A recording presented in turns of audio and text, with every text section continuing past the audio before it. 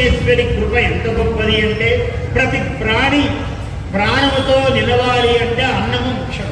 అన్నము అంటే బియ్యముతో చేసే అన్నమే అన్నము కాదు. ఏది తిన్నా తినే పదార్థములన్నీ కూడా అన్నములే. ఈ ప్రపంచమంతా అన్నమయమే, జగత్తంతా కూడా.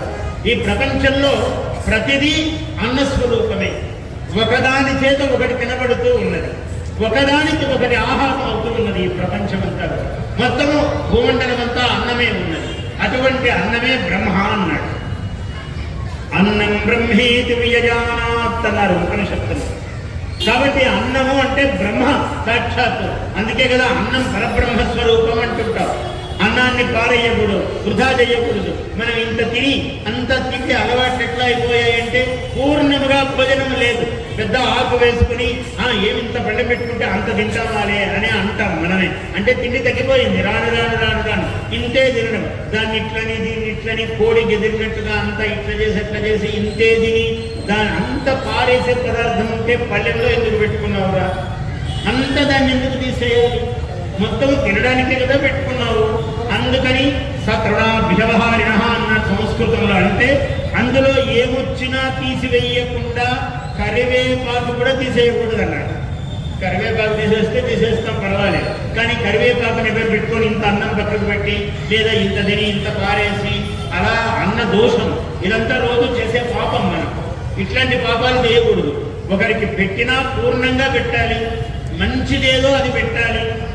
మన దగ్గర ఏ వస్తువైనా చెడిపోతే అది ఎవరికి ఇవ్వరాదు. ఏది సర్వోత్తమమో అది దానం చేయాలి.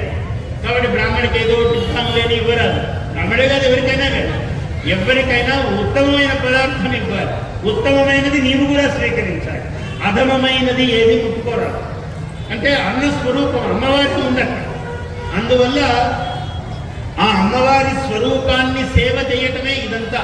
అంటే మనము వంట చేయడము, వడ్డించటము, మనము తినటము, ఇదంతా అమ్మవారి యొక్క సేవే. అన్నపూర్ణాదేవి యొక్క సేవ చేస్తున్నామని అనుకోవాలి. భర్తలు కానీ భార్యలు ఎవరికైనా, ఇంట్లో స్త్రీ పురుషులు ఎవరైనా కూడా ఇదంతా అమ్మవారి యొక్క సేవనమే. చదివేటప్పుడు సరస్వతి, ఆమెయే వంటింట్లో అన్నపూర్ణాదేవి. మనకు ఏదైనా మంచి శక్తిని బలాన్ని ప్రసాదించేటప్పుడు ఆమె కాత్యాయని దేవి, ఆమె శక్తి వేరు. ఇంట్లో ఒక వివాహం కావాలి, ఒకటి బాగా చదవాలి, మంచి ఉత్తీర్ణత రావాలి, ఇలా ఒక్కొక్క దానికి ఒక్కొక్క రూపం ఉంటుంది అమ్మవారు. Please subscribe to our YouTube channel. Like and share this video.